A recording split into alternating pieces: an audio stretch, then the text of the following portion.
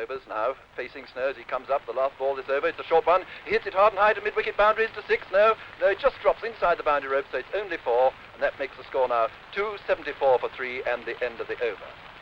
I see the drinks are coming out.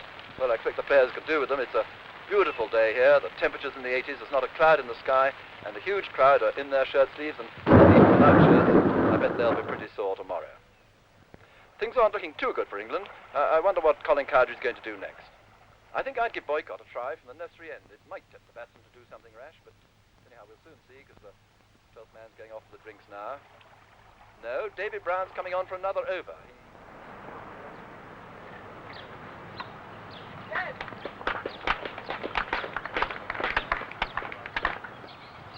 It's a ritual which concentrates the English summer as nothing else can.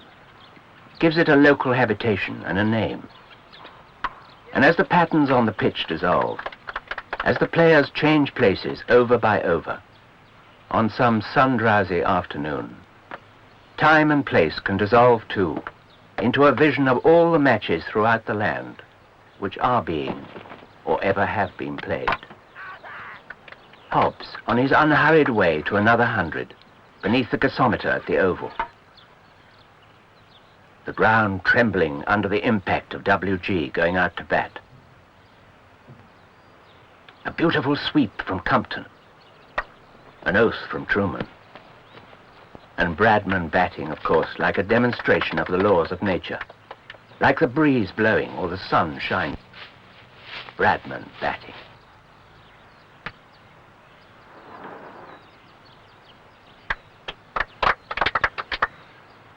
Men in the slips stoop down together like puppets on a string. Bowlers, the applied psychologists, deploy their arts of siege. Batsmen drive and cut through every loophole. And in the evening, they walk back to the pavilion, suntan sore on the backs of their necks, relaxed after toil. The strenuous alliance between devious mind and skilled muscle, which is the art of cricket. It's an art which has been subtly refined over the centuries, like the development of the streamlined bat we use today from the rough club of George III's time. Oliver Cromwell, of all unlikely people, did more than anybody to help the game along. During his repressive Commonwealth, the nobility sulked on their country estates long enough to become fascinated by the farm boys' long games on the village green. Glance from your post in the long field, young cricketer, away to those woods and farms, spars and hills about you. One day you will seek in your mind for the scores of the match which are now so important, and they will not be there. Only in place of them, the assurance of an eternal summer.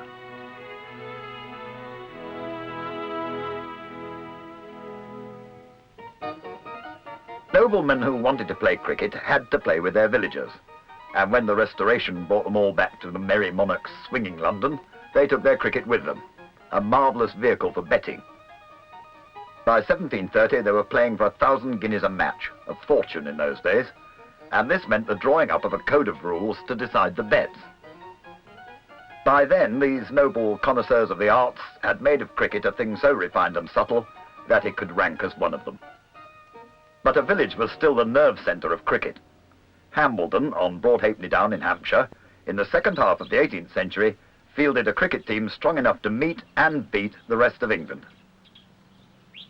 John Nyren was the great man of Hambledon, almost a national dictator.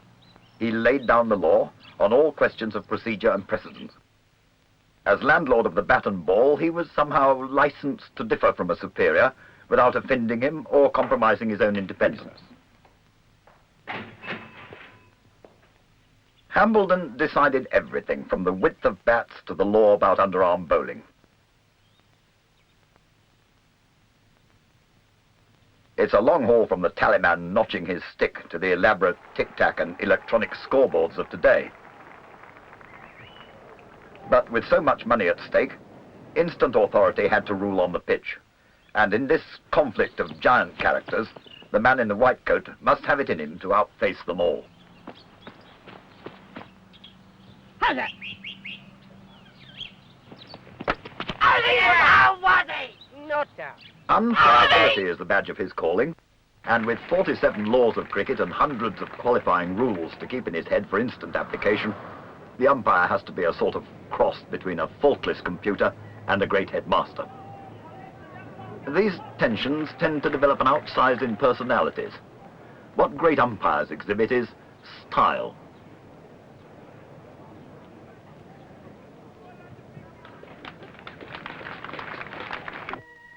It was the bowling of a cricketer called Lumpy Stevens which decreed the third stump. Lumpy was so accurate, the ball was always going through the gap. So they put a middle one in. That was in 1790, and by the end of the century, after other small changes had been made, cricket became very much the game we know now. At that point, control over cricket left the village forever. Hambledon declined, the Hambledon Cricket Club took over. Thomas Lord arrived. A successful wine merchant, he was coached to the White Cundit Cricket Club. He was mad about cricket and had a good business head. The combination appealed to the leading patrons who asked him to establish and manage a new cricket ground. They guaranteed him against financial loss.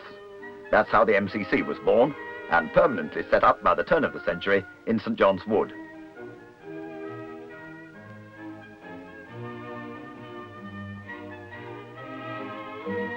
Not at all the place we know today. It was the sort of field you'd graze your sheep on the way to Smithfield Market. They said the playing surface resembled a billiard table only because of the pockets. By the middle of the century, they'd found the answer. And this was where the great game and its headquarters were to grow into a vast national monument. Thomas wouldn't recognize his patch of St. John's Wood nowadays. Lord's, where even the tulips are brought up to wear the colours of the MCC.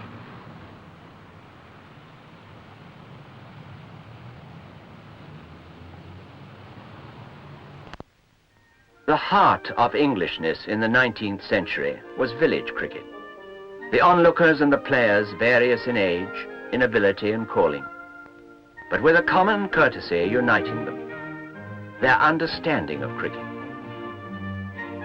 On the sidelines and on the field, fighting out its battles, not for lust of conquest nor pride of place, but for the light of an idea. Among the devices of man for being a social animal, a cricket tour was the Victorian triumph, taking to the road in a jovial crew, like a well-fed pilgrimage of Chaucer's friends. To be one of a numerous body, to be authorized to say we, to have a rightful interest in victory or defeat, is gratifying at once to social feeling and to personal pride. Cricket, the ever-changeful, changeless game. An eccentricity which for a thorough appreciation a man must be bred from the cradle.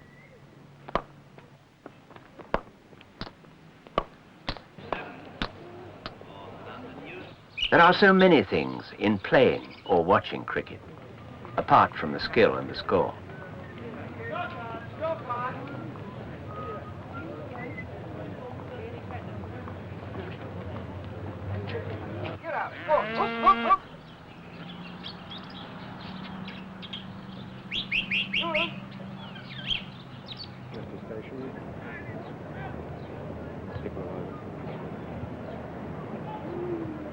This is a very humanizing game, a cure for intellectuals and snobs, a game that appeals to the emotions of patriotism and pride, but which is at the same time eminently unselfish. I'll bowl from this end, and you can have which end you like. What do batsmen have in their minds as they go out? Good resolutions based on past mistakes? Advice from the pavilion? Don't leave the ball alone, it never wins matches. Play straight, play straight. There never was such a game for advice. It comes from every quarter. Be sure not to forget the umpire.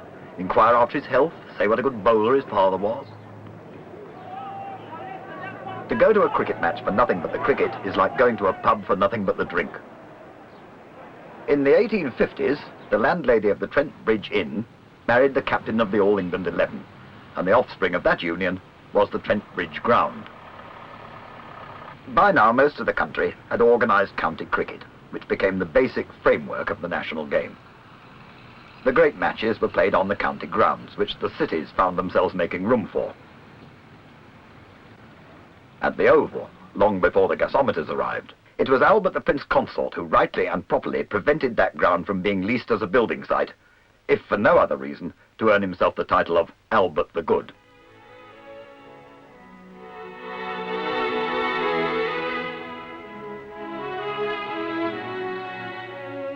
The professionals were making headway too. Already, players like Fuller Pilch and 20-stone Alfred Minn, the Lion of Kent, were earning 10 times the average wage, with gigantic bonuses in the big matches, simply for trundling up and down the pitches of the Empire's summer. There was no priority about county matches. Often their teams were made up from whatever players were not committed elsewhere. This scratch collection is Yorkshire at Bramall Lane. But spruceness and uniformity prevailed in the end. Professionals opted for pink polka dot shirts. And the gentlemen amateurs, a casual style of throwaway elegance.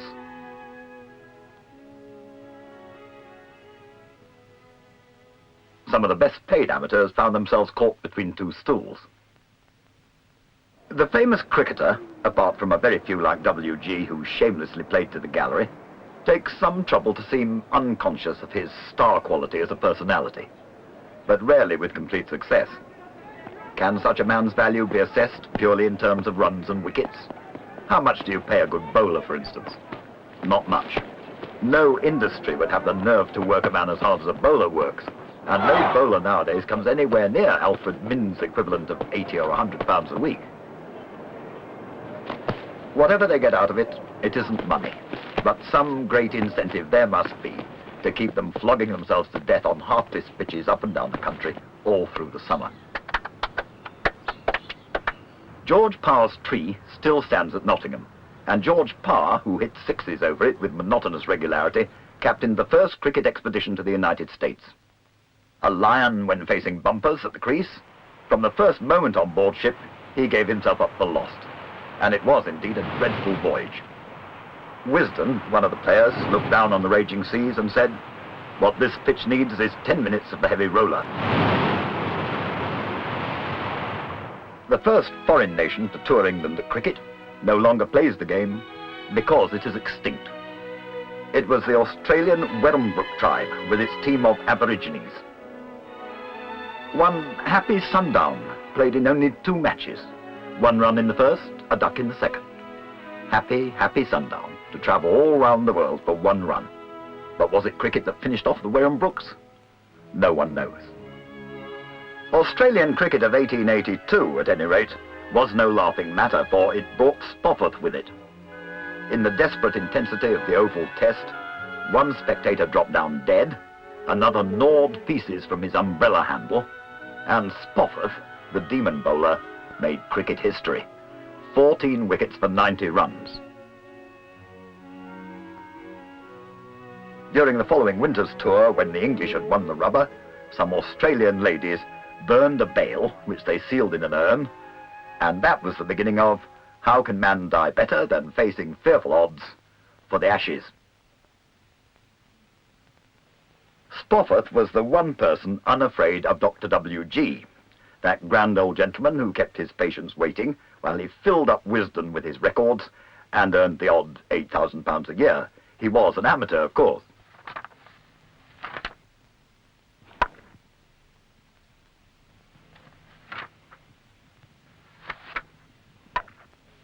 In the Empire's late afternoon, the sun shone on Edwardian England and on cricket, now an accepted background to the aristocratic social game. It was the golden age, when great names and their deeds were not only the constant summer concern of the English people, but high social fashion as well. It was absolutely right that an Indian prince should have adorned this era. Ranjit Singh seemed to justify all the empire building, made it almost cosy. Cricket had reached ripeness. Empire touring teams invaded every year. People had time to watch, and players to perfect their genius, their brilliance matched by the warm appreciation of the crowd. Greatness tells, as in the touch of a painter on a detail. Taking just one from among those great names, Trumper, the most gallant and chivalrous batsman of them all. A name that still carries the glow of that great harvest time of the talents, which seemed destined to last forever. Cricket cannot escape the fate of all pleasant things. I see them in foul dugouts, gnawed by rats, and in the ruined trenches, lashed with rain, dreaming of things they did with balls and bats.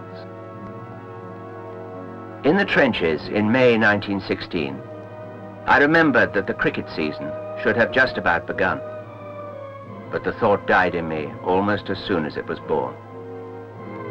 The essence of cricket is subtle, and I didn't feel under the burden of destruction that its complex sources would ever be well recreated. When the guns ceased fire, and Lord's was auctioning cricket treasures for the Wounded Soldiers Fund, the game had changed. A whole way of life was in doubt.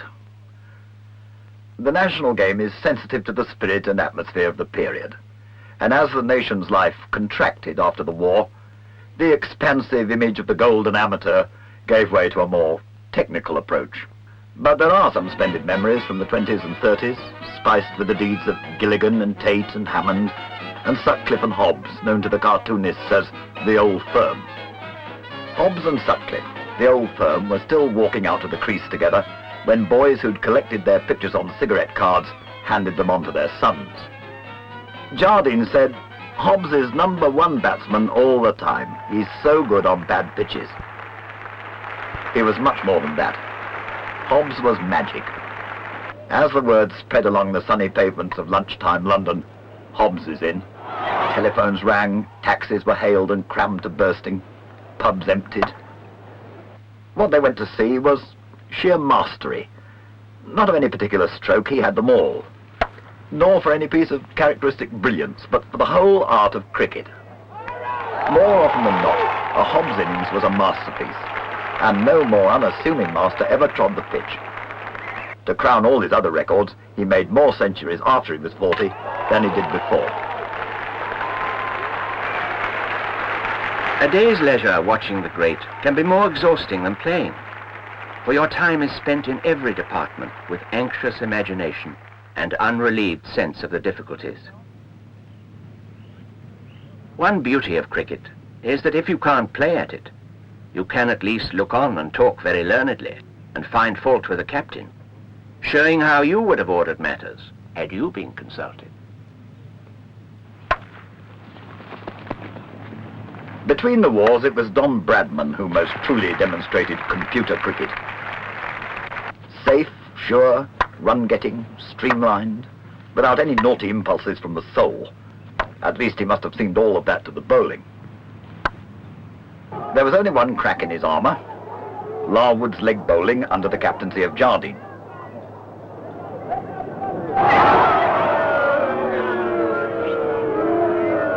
The idea was to set a tight ring of fielders on the leg side and then pitch the ball on the leg stump. The batsman was forced to play every ball. If he didn't play it into the ground, he was caught. If he missed it, it hit him. Add to this theory the cannonball speed of Larwood and his extreme accuracy, and you had the Bodyline bowling rumpus.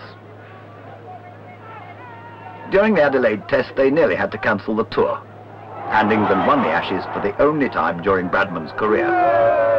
There seems no doubt that Bodyline bowling was legal. That it wasn't lethal as well seems to have been just the luck of the game. Death by cricket ball is not unknown. Not cricket was the general verdict on Bodyline, and so it died. Punch and Patsy Hendren put it in its proper perspective. Hendren helped to melt away whatever animosity had built up. He was a man of great character and charm. Not only was he a tremendous hitter of sixes, but with his sad face he could wring a laugh from even a Sydney crowd in an ugly mood. They vanish, these immortal players, and we suddenly realize with astonishment that years have gone by without even a passing mention of them. At one point they seem as much a part of the permanent scheme of things as the sun which glows upon their familiar faces, and the grass which makes a background for their portraits. And then it's time for them to go. Great cricket has its merciless side. Another set of great names was to fade from the talk in the long room at Lord's. September the 1st, 1939, Hitler invaded Poland. Neville Cardus was in the long room with a distinguished-looking member he didn't know. Suddenly 2 workmen came in and removed the bust of W.G. Grace, and the member said, "Did you see that, sir? That means war."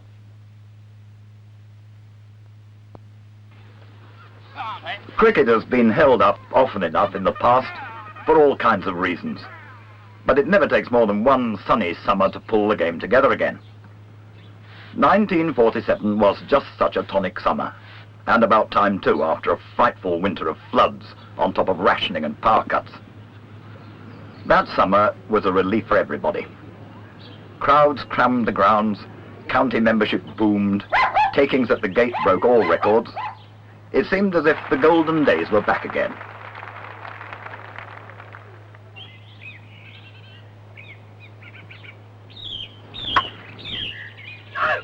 You could be persuaded that golden cricket would go sweeping on with Compton into the second half of the century. Compton's was an all-time record for runs in a season that year, and nothing of the computer about any of them. The splendor of his batting was only equaled by the atrociousness of his running. He gave day-long displays of natural strokes that summer, which galvanized the veterans. Lovely, sir, lovely. And Hutton. There was somebody to turn over in your mind. Those who say there's naught romantic about Yorkshire cricket are self-deceivers. Back in 1938, Hutton had made 364 against the Aussies, beating Bradman's record. And here he was, still carrying us along after the war. You could deduce the whole grammar and alphabet of cricket from Hutton's classic game. Just to spoil it all, Bradman brought over a chilling team who played like humanoids from outer space. They went home after 31 matches, undefeated. There was a time when Australia produced poets like English poets, but a little out of touch. Now she had her own, quite distinct in rhythm and passion, and Lindwall was their crowned bard. The centre has shifted. Now it's England that's out of touch, retreating daunted from the field.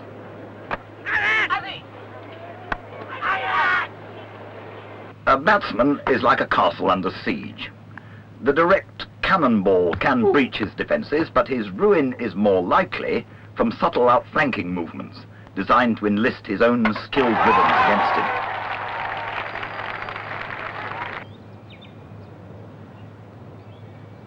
You have to play some sort of stroke to get out. You're more likely to attempt one if you're a good cricketer.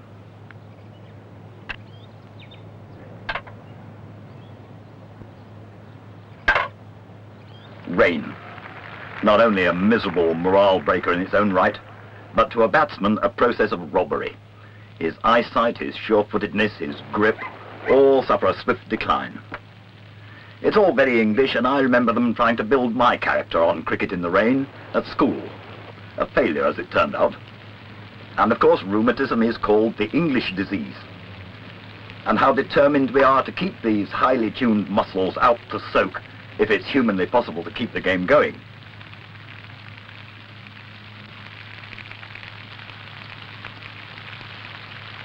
They say that Fitzgerald translated Omar Khayyam during a rain-stopped play. In the second long post-war convalescence, the pace and quality of the cricket was, once again, in step with the national mood. Bowlers took a long time to get through their overs. Batsmen were not making as many runs. There was a general lack of urgency about the game. It developed all the symptoms of a war of attrition. Stop the other side scoring, even if you don't score. No wonder the Chancellor of the Exchequer took the entertainment tax off cricket. It wasn't entertaining anymore. An injection of West Indian high spirits is just what the game needs, and fortunately what it gets, as tourist time comes round again. Cricket frenzy invades the stands, and on the pitch that exuberance which Leary Constantine had proved back in the 20s could go hand in hand with world-class performance. In the 50s, the three W's, Weeks, Worrell and Walcott, proved it again. There are things indeed that make more noise and do as little good, such as making war and then peace, singing more songs and forgetting them, making money and throwing it away. But the game of cricket is what no one despises who has ever played it, or who has watched a star at the height of his competence. Gary Sobers, for instance, the genius of the game made flesh. A man with all the gifts, including that indefinable one of charm, which seems to cling around left-handers. Besides being, arguably, the most brilliant batsman of the century, and he once hit 6 sixes in an over, he can also, apparently, be any kind of bowler he wants to be, and an ace fielder into the bargain.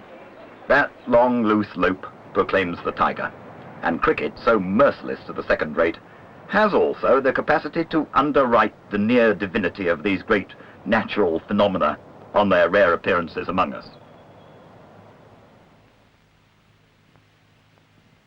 As we close in on today, it gets more difficult to choose the great moments of the record.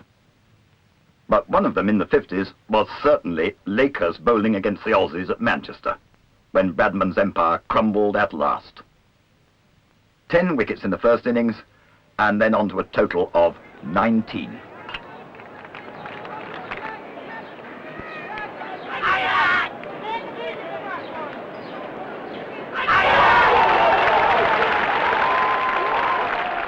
And Graveney, the graceful, who never had to belt the ball.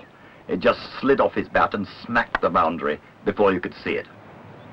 No histrionics, a great stylist who gently and firmly held us together over 2 decades.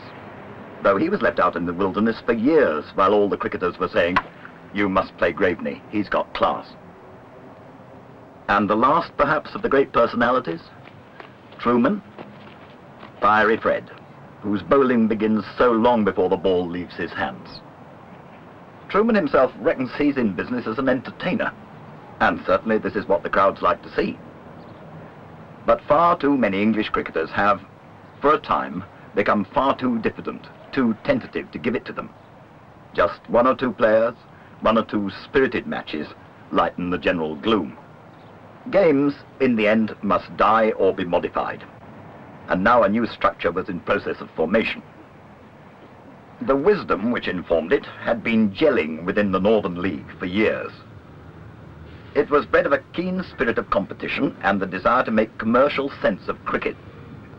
The obvious way was to cut down the length of a match to 1 day, to provide the sort of players the public would pay to see, and to pay them well. That's how it looked to some hard-headed northern industrialists. Teams like the Cavaliers found it made good sense. You go to these matches to see the faces which fit the great names in the sports pages.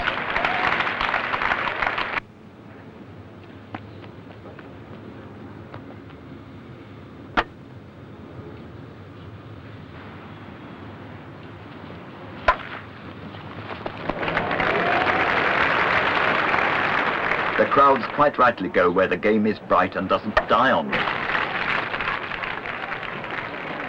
Most sport-watching people want to see a man doing something exciting very well. And cricket has reached such a stage of refinement that much of it is exciting only to the expert.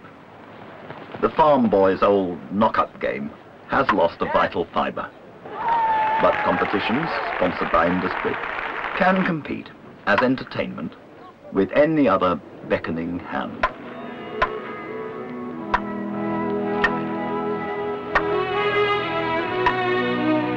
This is our native gift that haunts us like the air we breathe in the morning and the evening, and lures us to it without question, or anything but willing hearts. Where else, you ask, can England's game be seen, rooted so deep as on the village green? Here in the slum where doubtful sunlight falls to gild 3 stumps chalked on decaying walls.